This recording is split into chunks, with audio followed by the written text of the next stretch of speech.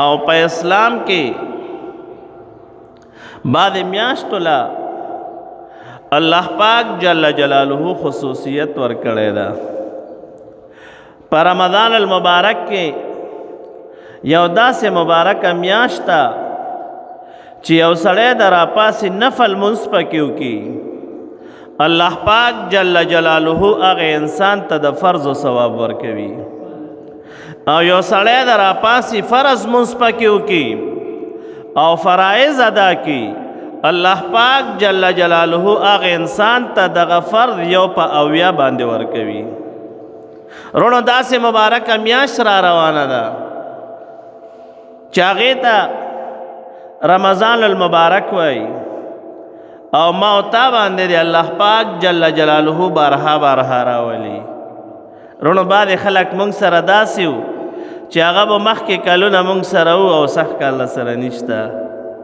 او جناب نبی کریم صلی الله علیه وسلم مبارک په دعاګانې کولې، اللهم بارک لنا فی شعبان وبلغنا الی رمضان. خدای پاک زمونږ په شعبان مبارک میاشت کې برکت واچوي او خدای پاک مونږ رمضان المبارک ته ورسوي. رونو داسې مبارک میاشت نو ما تعالی پکار دی چې د دې مبارک میاشتې کم خصوصیات دي او کم احترام ده، باید چې زو تو هغه د هغې نه مخکې زده کو او د هغې احترام وساتو. او کم الله پاک جل جلاله چې په دې مبارکه میاشته کې د کمو انعاماتو باران فرمایي، کم انعامات راوروي او کم انعامات د خپلو بندگانو دپاره جاری فرمایلی دی. با پکار داره چې ما ته هغه زده کو او د دغې الله پاک جل جلاله ما ته مستحق جوړ کړي او د هغې مقابل جوړ کړي او الله پاک جل جلاله دغه انعامات چې په دې مبارکه میاشته کې کوي نو باید چې زو تو د هغې انعاماتو مستحق جوړ شو. رونه د ټولو نه اول څیز چې هغه د ما او ستا دپاره اهم ده او ضروري ده هغه دا ده چې ګورې خپل منځونه صحیح کو. منځ خو کو، خو آیا ما دا منځ عالم ته تیر کړی ده که نه؟ آیا ما دا خپل منځ صحیح کړی ده او که نه؟ باید چې ما ته دا خپل منځونه صحیح کو او دا خپلو منځونو مذاکره وکړو د یو بل سره. او آیا زما او ستا دا منځ به د هغې مقدار وګرځي چې زو تو 2 رکعاته نفل وکړو په رمضان المبارک کې او الله پاک جل جلاله ما او تا ته پې د فرض و ثواب راکړي؟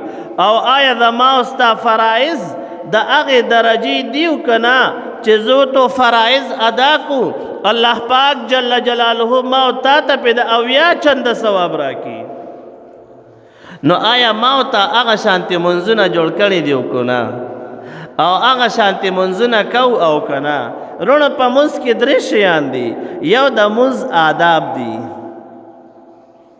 او دویم پکې خشوع و خضوع ده او دریم زمونږ علماء کرام فرمایي تعدیل الارکان ده. تاسو به په تعدیل الارکان نه پوهیږئ چې تعدیل الارکان څه ته وایي. انشاءالله د دې 3 واړو خبره وکړو. نو اولنی څیز چې هغه سړی مانځه ته راځي د الله پاک جل جلاله دربار عالی ته راځي، د الله پاک جل جلاله مبارک ذات مخې ته ودري، باید چې د انسان کې ادب وي، دا انسان د منځ آداب و لحاظ ساتي او دا انسان د دې ادب ساتي چې د رب کائنات جل شانه ته مخامخ ودرم، الله پاک جل جلاله سره زما خبرې دي. باید چې زو تو د دغې آداب و خیال وساتو. ګورئ او دویم شی په منځ کې خشوع او خضوع پیدا کو. اللہ پاک جل جلالہ قرآن پاک کے فرمائی قد افلح المؤمنون الذين هم في صلاتهم خاشعون والذين هم عن اللغو معرضون. اللہ پاک جل جلالہ فرمائی کامیاب خلق سوک دی، کامیاب اغا کسان دی قد افلح المؤمنون. الله پاک جل شانو فرمائی کامیاب دی هغه کسان چې هغه ایمان راوړی دا او د ایمان راوړلو نفس الذين هم في صلاتهم خاشعون. هغه کسان کامیاب دي چې هغه په خپل منځونو کې خشوع او خضوع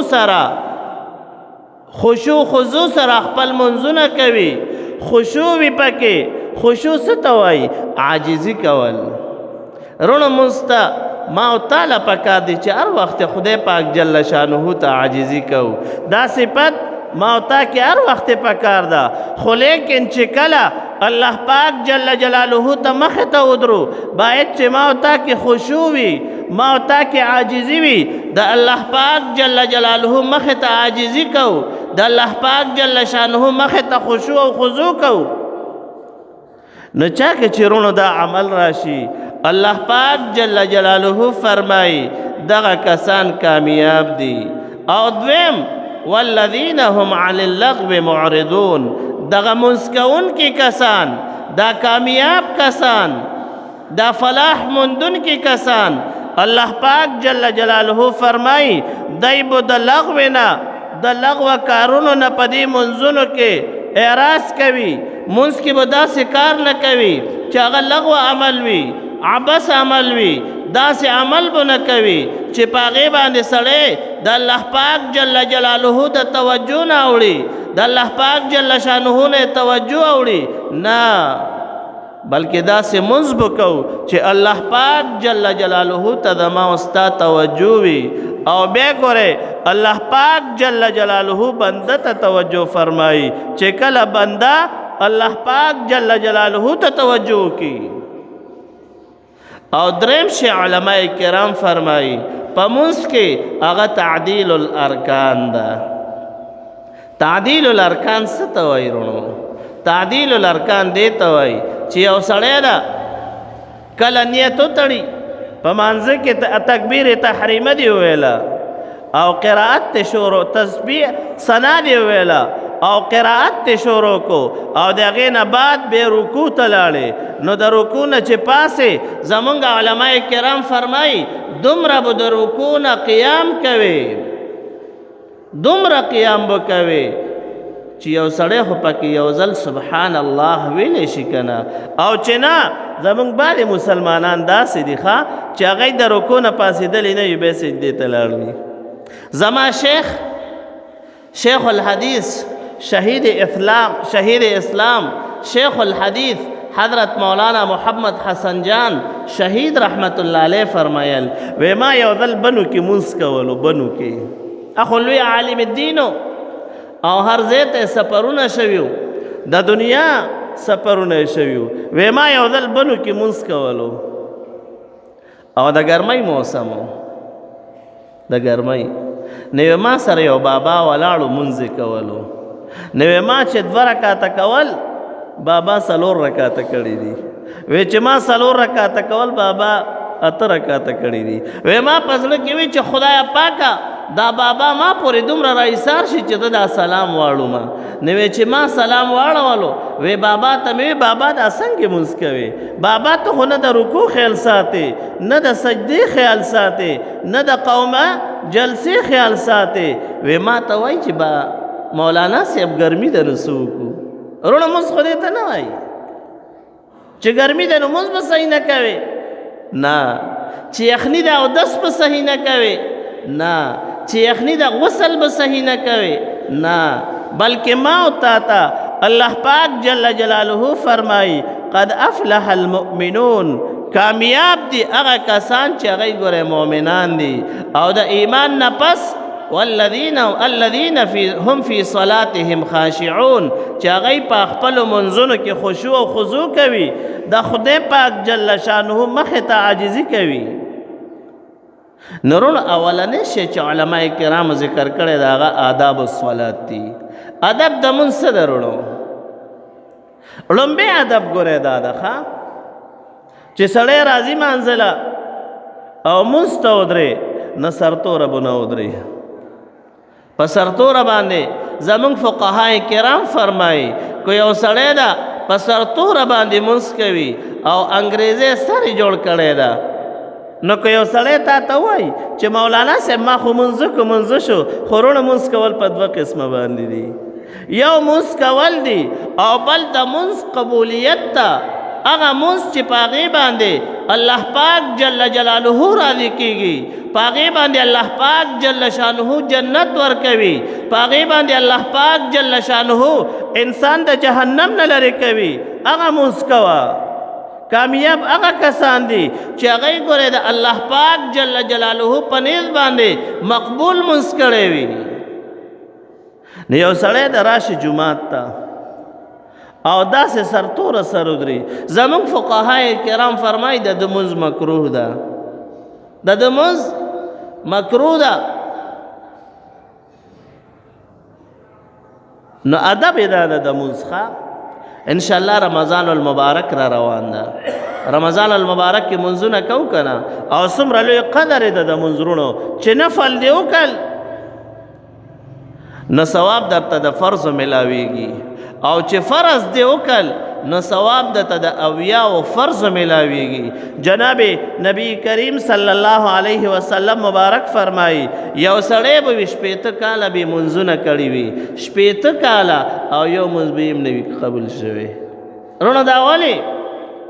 هغه په قیام نه پوهېږي، هغه په قرائت نه پوهېږي، هغه په قومي او جلسې باندې نه پوهېږي، هغه په تعدیل الارکان باندې نه پوهېږي، هغه په اودس کولو نه پوهېږي، نو مونځ به د کم دی نه قبلېږي. وروڼو دو تو الحمدلله 5 وخته مونځ کوو، 5 وخته. خو آیا ما او تا مونځ زده کړی ده او که نه؟ ته خو چاته یو عالم ته یو تبلیغ والا چې کم مونځونه صحیح کړي وي هغه ته مونځ واوروه، قسم ده چې مونځ کې د صحیحوالی وي تا ته به لوی لوی انعامات ملاویږي. او که نه مونځ کوي او صحیح مونځ نه کوي، جناب نبی کریم صلی الله علیه وسلم مبارک فرمایي یو سړی به 80 کاله به مونځ کړی وي او مونځ به نه وي قبول شوی. خدای پاک جل شانه دې موږ داسې مونځونو نه وساتي. وروڼو چې ګیره مو سپینه شي او یخنۍ کې اودس وکړو او ګرمۍ کې جومات ته راشو او ځان د خوب نه وباسو او 80 کاله او یا مونځ کړی وي 80 کاله او مونځ مو نه وي قبول شوی، خدای دې نه کا او عملنامه کې څه نه وي، نو وروڼو د بدبختۍ نه بل څه کېدلی شي. صحیح خبره دا ده چې راشه عالم ته مونځ تېر که، او موږ وروڼو په دې شرمېږو نه، په دې شرم مه کوه. رمضان المبارک را روان ده، د رحمتونو شیبې به راورېږي، رحمتونه به راورېږي. نو چې زه تو صحیح مونځ کوو او صحیح طریقې سره مونځ ادا کوو، د دغې رحمتونو او د دغې بارانونو د رحمت زه تو به مستحق جوړېږو، الله پاک جل جلاله مو به جوړوي. او که نه صحیح مونځ نه وي او مونځ صحیح طریقې سره نه وي نو بیا به څه کوو وروڼو؟ نو اول ادب یې دا ده چې راشې مانځه ته ودرېږې نو سر دې پټ که، سر دې پټ که. افضله طریقه دا ده چې یو خو ستر عورت ته دا خو پټول فرض دي، د نامونه والا او څوک تحت السره وایي د دې نه والا تر دې زنګونانو پورې دا د سړي دپاره عورت پټول فرض دي. که دومره عورت ته سړي فرض نه وي او دا مونځ کوي بلا عذره نو د ده مونځ نه ده شوی. او زنانه چې مونځونه کوي نو هغه به سیوا د مخ نه او د دې لاسونو نه او د دې قدمینو نه علاوه د ده به نور اعضا ټول پټ وي، دا غوږ یې نه د غوږ خدای په مانځه کې ښکاره شو. او څلورمه حصه د عورت ښکاره شوه او فقهای عظام فرمایي او دغه حالت کې د یو رکن ادا کو. یو رکن څه؟ یو سړی ده قیام مانځه ته ودرېدو او تر رکوع پورې دا یو رکن ده او دومره پورې د دغې زنانه دا عضوه ښکاره وه، څلورمه حصه او مونځ یې وکړو د دې مونځ فاسد ده. رونو دا چا ویلی دی؟ خپلو زنانو ته. چا دا طریقه ښودلې ده؟ نه. نو باید چې زو تو خپلو بیبیانو ته او خپلو میندو ته او خویندو ته هغوی ته هم ګورئ دا طریقه وښایو چې منځونه صحیح کوي. ځکه اوس په انشاءالله پېشمنۍ را روان ده او خلک په تهجد کوي. که نور ورځو کې کولی شو که نه خو رمضان المبارک کې خلک تکړه شي. او هسې نه چې د شپې تهجد کې او مونځ نه وي شوی عملنامه یې بې صفا وي. وروڼو خدای پاک جل شانه له به څه جواب ورکوو. او ما او تا ته ګوره مهربان پیغمبر صلی الله علیه وسلم الله پاک جل جلاله راستولی ده او هغه راته دا طریقې ښودلې دي چې ای زما امتي تو ګورې دا علم زده که دا عمل زده که دا مونځ زده که د زکات ورکول زده که د زکات اخیستل زده که د رمضان المبارک د روژې نیولو طریقه زده که. قسم ده زما او ستا خو داسې مهربان پیغمبر صلی الله علیه وسلم راغلی ده چې د بیت الله شریف ته د تلو طریقه یې راته هم ښودلې ده، د روټۍ خوړلو طریقه یې راته هم ښودلې ده، د اوبو څښلو طریقه یې راته هم ښودلې ده. نو دا مونځ چې په اسلام کې د ایمان نه بعد اهم رکن ده، د دې طریقه به نه وي ښودلې، داسې نشي کېدلی. ما او تا ته مهربان پیغمبر صلی الله علیه وسلم هر طریقه ښودلې ده، د مونځ طریقه یې راته ښودلې ده چې جوړ وې په هغې طریقې صحت په حالت کې راته د مونځ طریقه ښودلې ده، د بیمارۍ په حالت کې راته د مونځ طریقه ښودلې ده. یوه طریقه ګورئ نه ده پاتې. او که ما او تا زده نه کړو او رمضان المبارک میاشت را باندې تېره شي او بیا مو عملنامه کې څه نه وي او د قیامت په ورځ انسان ته الله پاک جل جلاله عملنامه ورکړي او دا چې عملنامه وګوري صفا پرته وي، وروڼو بیا د بدبختۍ نه بل څه کېدلی شي او د هلاکت نه بعد بیا څه کېدلی شي د هغې نه پس. نو ما او تعالی پکار دی چې منځونه زده کړو. ښه دا خپل منځونه اوس یو ملګري ته داسې طالب وي، اوس خو اکثر چا سره ګپ وي، ګپ کې هلکه راشه د تا سره مونځ زده کومه داسې طریقې سره چې خلک شرمیږي. نه وروڼو شرم خو اول په دې په کار نه ده. راشه د جومات ته امام صاحب نه تپوس وکړه، د یو تبلیغي صاحب نه چې هغه تبلیغ کې وخت لګولی وي او منځونه یې زده کړي وي، د هغه سره کښېنه او د مونځ طریقه زده کړه. نو آداب د مونځ څه دي؟ اولنې آداب یې دا ده چې راشې مانځه ته ودرې نو سرتوره ونه درې. ګورې سرتوره ونه درې. زمونږ فقهای کرام فرمایي که سرتوره د مونځ د کاهلۍ د سستۍ د وجې نه وکړو نو مونځ د مکروه ده. یو سړی د ما بله ورځ ویلي، یو سړی د مونځ کوي او هغه وایي زه د عاجزۍ د وجې نه سرتوره ودرم او ځان له ولاړ ده او عاجزي کوي او ګریبان یې هم سپړدی ده او ټوپۍ نه ده په سر او خدای پاک جل شانه ته عاجزانه طور ولاړ ده، یقینا د مونځ کېږي. خو لیکن چې یو سړی وي جومات ته راشي او دا وایي ویښته مې خرابېږي، هلکه ته څه شی؟ ته خو لوی رب جل شانه ته ودرې، ته خو خالق الکائنات ته ودرې او د هغې لوی رب جل شانه په وړاندې خو هر څیز عاجزي کوي، نو ته پکې څوک چې عاجزي به نه کوې؟ نو که د دې وجې نه په سرتوره مونځ ته ودرېدې مونځ دې مکروه ده. او ما او تا ته چې الله پاک جل جلاله بیان فرمایلی ده، د فلاح او د کامیابۍ اعلان یې فرمایلی ده، نو دا د هغې مونځ ده چې ګورې صحیح مونځ وي. قد افلح المؤمنون، په تحقیق سره کامیاب دي هغه کسان چې هغوی ګورې مؤمنان دي. الذین هم فی صلاتهم خاشعون، هغه کسان مؤمنان دي چې هغوی په خپلو منځونو کې خشوع کوي، د الله پاک جل جلاله مخې ته عاجزي کوي. او دویم شی وروڼو ما درته وویل ستر عورت خو ضروري ده او فرض ده. بهتره دا ده چې سړی پټکې ووایي. جناب نبی کریم صلی الله علیه وسلم مبارک په اکثر اوقاتو کې په پټکی سره مونځ کړی ده او په بعض اوقاتو کې ټوپۍ سره مونځ کړی ده، مبارک ټوپۍ په سر کړې ده. او یو ظلم زمونږ علماء کرام فرمایي جناب نبی کریم صلی الله علیه وسلم مبارک یا خود سفر حالتو چې په سرتورې مونځ کړی ده، خو هغه یو ځل ده او هغه عذر ده. او کما او تا کو نو هغه بلا عذر خبرې دي او هغه د تکبر خبرې دي. خدای پاک جل شانه ترونو داسې منځونه به قبول نه دي. علماء کرام فرمای منځ کول په دوه قسمه دي. یو هغه مونږ چې تاو کو صرف وای چې ما منځ کو، او دویم منځ هغه ده چې الله پاک جل جلاله په راضي کیږي، الله پاک جل شانه په خوشاليږي، الله پاک جل جلاله په جنت ورکوي، الله پاک جل شانه په خپل دیدار ورکوي. هغه منځ ده چې هغه د آداب سره ادا شي. او بل تعدیل الارکان ده. تعدیل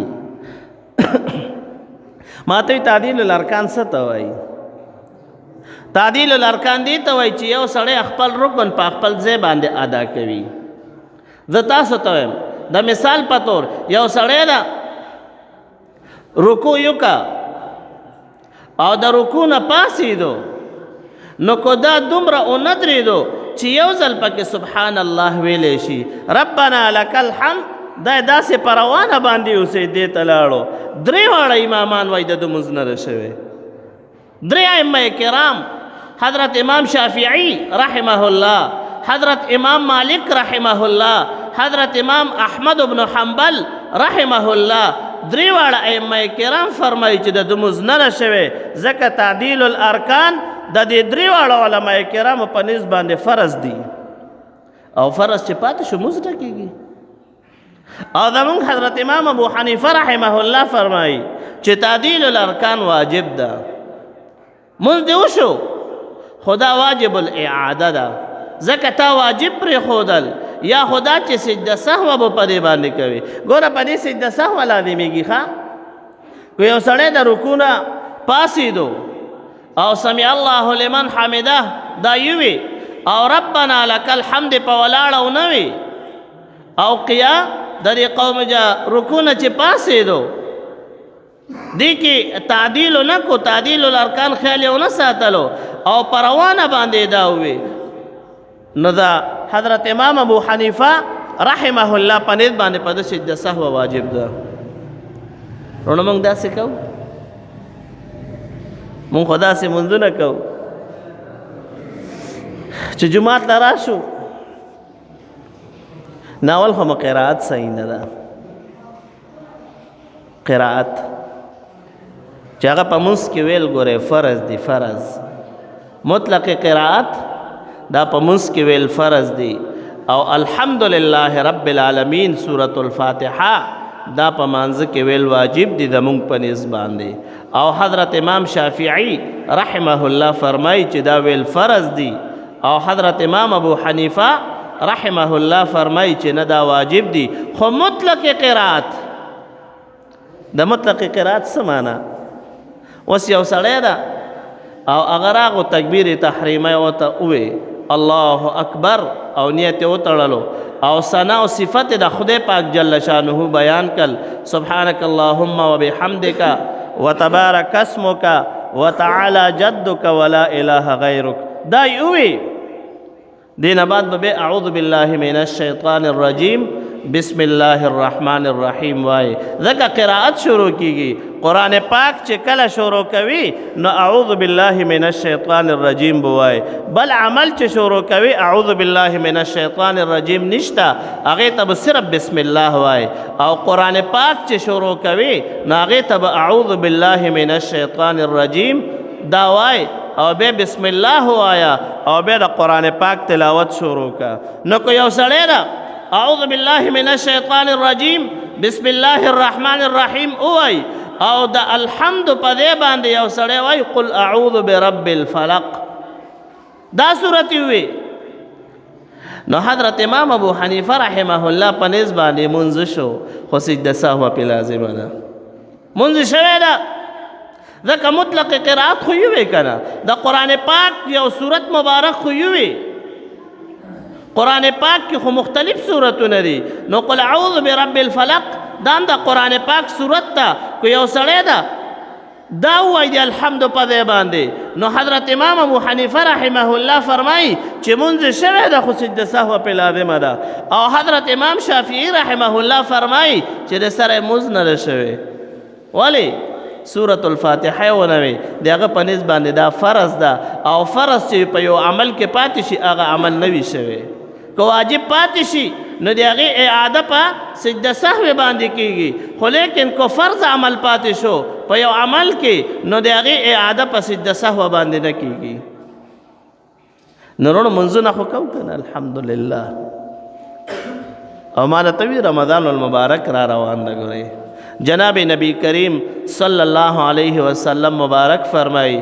چې کم سړی په رمضان المبارک کې نفل منځو کی نفل ثواب ورته د فرض منځ ملاویږي او که یو سړی د فرض منځ یې وکړو نو دته د دې یو منځ ثواب په 80 باندې ملاویږي خروره کو دا منځ دې صحیح نه او رمضان المبارک میاشت تېره شوه نو ته خو به خوشحاله وي چې منځونه مې کړي دي روژې مې نیولې دي تهجد مې کړي دي نوافل مې کړي دي او منځ کې به د عملنامه سوي صفا پرته وي وروڼو قیامت کې به بیا څه وایو خدای پاک جل شانه ته څوک عذر نشي پیش کولی ځکه پیغمبر پاک صلی الله علیه وسلم مبارک ما او تا ته تشریف راوړی ده ما او تا ته قانون راوړی ده ما او تا ته د الله پاک جل جلاله د طرف نه احکام راوړي دي او ما او تا ته او زما او ستا صحابه کرامو رضوان الله تعالی علیهم اجمعین ته ښودلی دي صحابه کرام رضوان الله تعالی علیهم اجمعین ما او تعالی ګوره پېښور ته را رسېدلی دي ښه چېرته پېښور ته حضرت سنان ابن سلمہ ابن محبق دا اصحاب بابا چې ورته وایي دا ما او تا ته قسم د دین اسلام راوړی ده او د جهاد دپاره راغلی دي نه خو تجارت له راغلی دي دا دو تو چې ورته اصحاب بابا وایو رضی الله عنهم دا تقریبا 19 صحابه کرام دي رضی الله عنهم دا سره راغلی دي دا ما او تا ته د الله پاک جل جلاله هغه مبارک دین راوړی ده چې کوم جناب نبی کریم صلی الله علیه وسلم مبارک ته الله پاک جل جلاله د جناب حضرت جبریل علیه السلام مبارک په ذریعه راستولی هغه مبارک دین ما او تا ته پېښور ته را رسولی ده او که ما ته زده نه کو نو د چا بدبختی ده وروڼو قسم ده د ما او ستا بدبختی ده نو مونځ چې کوو اول به مونځ زده کوو تاسو چې ډرایوري کوئ ډرایوري اوس خو پاکستان او یا د دنیا قانون پاس کړی د لیسنس ته غواړي وایي تا سره د ډرایورۍ لیسنس شته چې ته ګاډي ته کښېنې نو مونځ کوي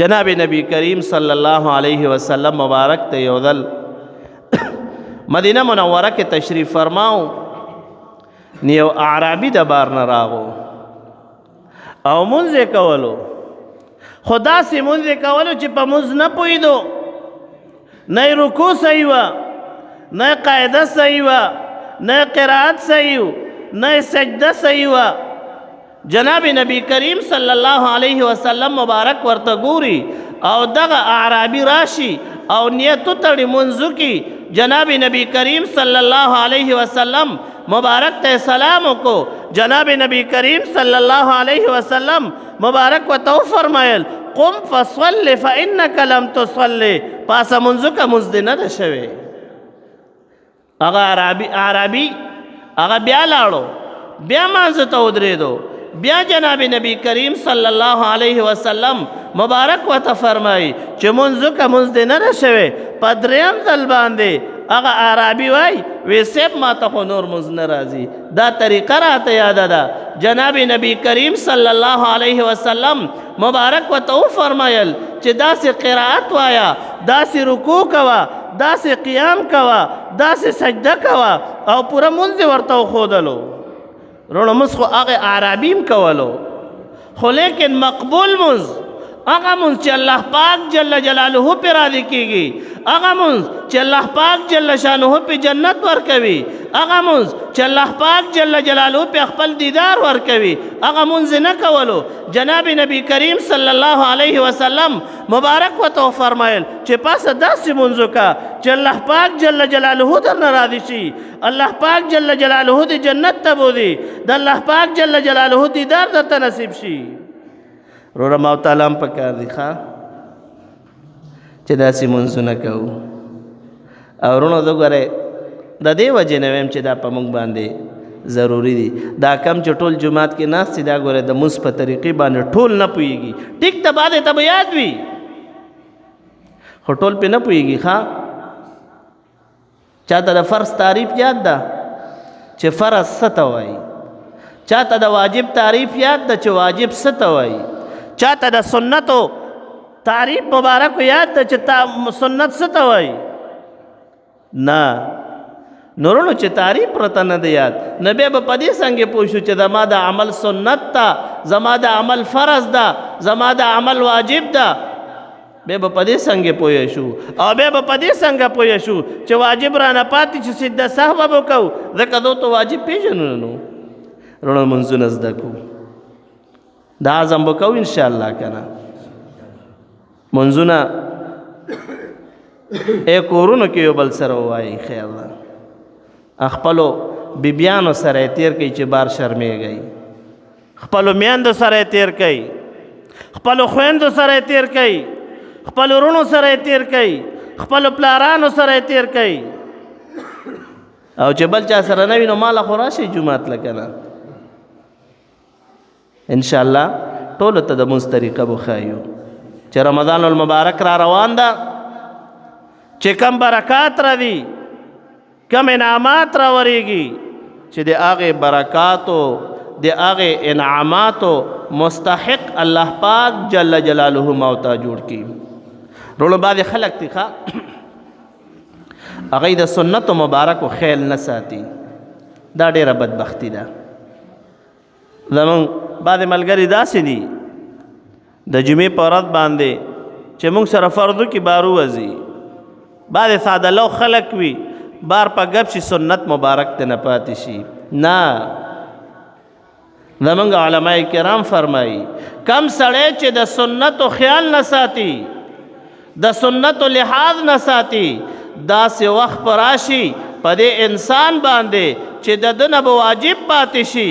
چې کم سړی د واجبو خیال نه ساتي داسې وخت په راشي چې د ده نه به فرایض پاتې شي. چې کم سړی د فرایضو خیال نه ساتي داسې وخت په راشي د ده نه به ایمان لاړ شي. وروڼو که ایمان رانه خدای نه خواسته لاړو نو جنت ته خو بیا نه شو تللی، الله دې نه که. انشاءالله د سنتو مبارکو خیال به ساتو. جناب نبی کریم صلی الله علیه وسلم مبارک چې کم یو عمل فرمایلی ده والله چې په هغې کې ما تا ته خیر ده، والله چې خیر ده. زه تو به ظاهري په حکمت نه پوهېږو، ما تا ته به ظاهري طور فایده نه ښکاري، خو هغې کې به خیر وي.